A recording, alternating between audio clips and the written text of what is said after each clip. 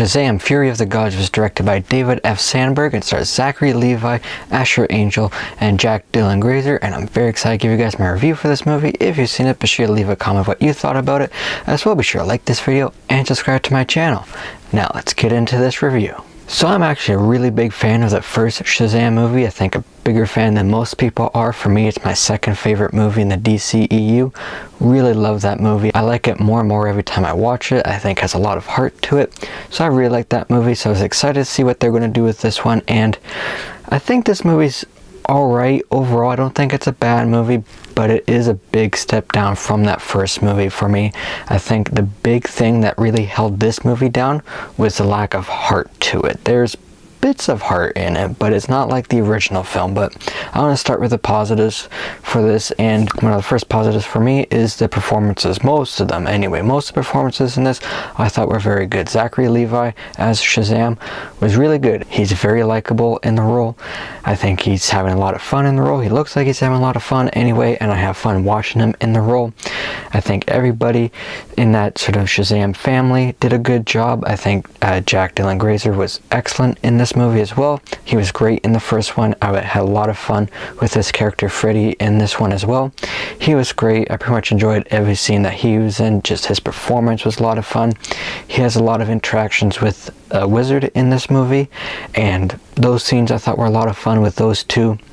So I really liked that. I liked his part in this movie. That was quite fun. And like I said, overall, all performances were good. The action in this I thought was pretty entertaining. Nothing too memorable for superhero movies, which is starting to become a bit of a problem for me when there's so many of them.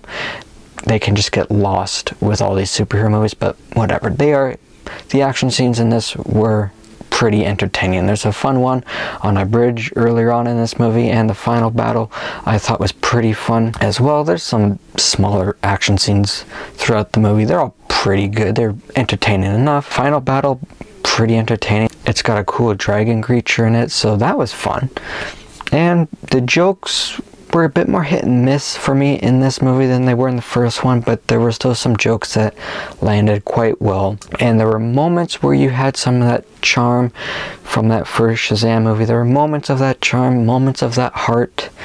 I wish it would have been in there more, but there were moments of it. But overall, between some good comedy, the performances, some fun action, it kept this being a watchable superhero movie for me. I think if it's just a superhero movie you want to watch, just to sort of turn your mind off, watch superhero-y action, superhero stuff, I think on that level it's okay. It's an okay watch.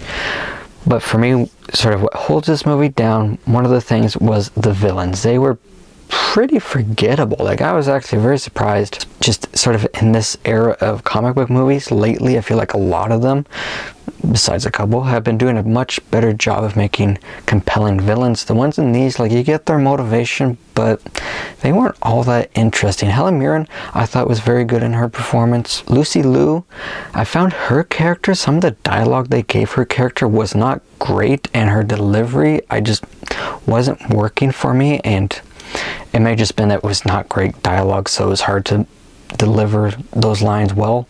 See, but that held it down. I was like, they're trying to make her menacing. I'm not finding her menacing at all. But that was alright. They also do stuff with the villains. They like, I see what they're gonna do here, and it's pretty much how you would think it's gonna go. It's not very surprising. One of the new characters in this movie is played by Rachel Zegler. I believe that's how you pronounce her name. I apologize if I'm pronouncing it wrong. But she was in this movie as a new character, and I enjoyed her for the most part. Again, sort of similar to the villains.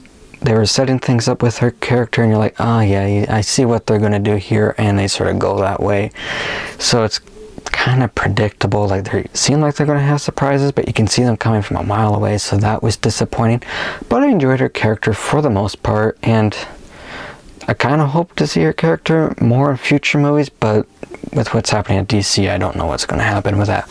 But anyway, for the most part, I enjoyed her character and her performance. But the big thing that held this movie down for me, and I mentioned at the start of this video, was the lack of heart and charm that was in that first Shazam movie. Like I said, there's moments of it, but I think for me, one of the big issues was watching this, you sort of realize there's very little of Billy as the teenager by Asher Angel. It's a lot of just Zachary Levi, which Zachary Levi is great, so that was fine, but in the first movie there's a better balance of the two of them, and the part with sort of Billy the kid, the human, that's where a lot of the heart and emotion is with the movie. So when it's more focused on the superhero in this movie, it sort of takes away some of the heart. And at the start of this movie, they set up some emotional character arcs and story arcs that could have had that heart and emotional hook that it had from the first movie. And so they set those up, and in some of them they really don't do anything with at all until the end of the movie, when they sort of have what would be the payoff, but it doesn't feel like a payoff because you got the start and you got the end, but there was no arc in between. They did nothing with it.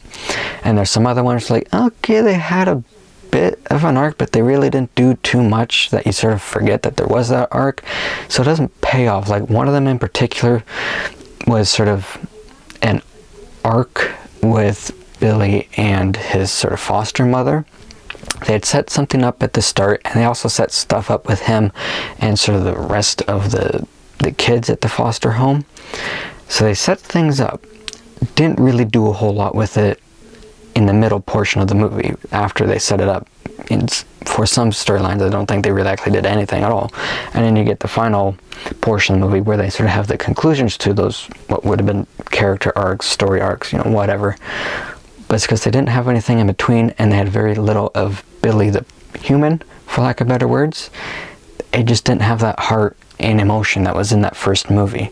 So that really held it down. Like, this movie felt like it was more focused on the Shazam superhero stuff, not Billy the person, which for me, I love some of the big spectacle superhero movies, don't get me wrong, but I love the superhero movies that really focus on the human, the person, not just the superhero, if that makes sense. So that I found kind of disappointing. That's what really held it down. I just didn't have that heart that I was looking for. Like I said, they had set some things up, and there were some moments, but they weren't always satisfying because they didn't really have the complete arc. It just had the start and the end of those arcs. So that was kind of disappointing. They had set some other stuff up that they could have done some stuff with, like some other characters in that, with the kids, the Shazam family. I can't remember if that's what they're actually called, but that family where you're sort of learning a bit where they are having this life of being superheroes, but what they're wanting from like their normal lives and how it's conflicting with that. They hint at what's going on. They talk a bit about it, but again, they don't really do much with it. And I think this movie would have been more compelling if they had a bit more focus on that, have a bit more of Billy being Billy, not just Shazam, because there are parts of this movie with a lot of the other kids, some of them anyway, being the kids, not the superheroes. So yeah, that really held this down for me. Also, just one part that just felt off to me was at the end of the movie. There's a cameo. The person who shows up, I'm not going to spoil who it is, they're referenced throughout the movie. So when you see them, you're sort of like, okay, I guess makes sense because they've been referenced a lot. But when you think about what's going on, is like, I don't know if it makes total sense that they would just show up here and do this thing that they do. It just felt weird. It felt like they're like, oh, we need to give the audience something to cheer about. So they threw this in. And again, also try not to spoil anything, but knowing what's happening with the dceu and how things are changing, it sort of felt like when this was being made, they're like, oh, okay, this could get people excited for this that may be coming out. But now that things are changing, it's sort of like, oh yeah, no, not really. Anyway, so yeah, overall for me, I think it's an okay movie. I think if you're watching this just to sort of turn your mind off, watch a comic book movie with superhero action, some superhero jokes, that sort of thing, I think it's fine. You can have fun with it. But for a sequel to Shazam, for someone who really liked that first movie, it is a disappointment. Again, I won't say it's bad. I like it better than Ant-Man and the Wasp: Quantumania. It's got some good moments to it. It's got fun to it. It's got moments where you can see some of that charm and heart from the first movie.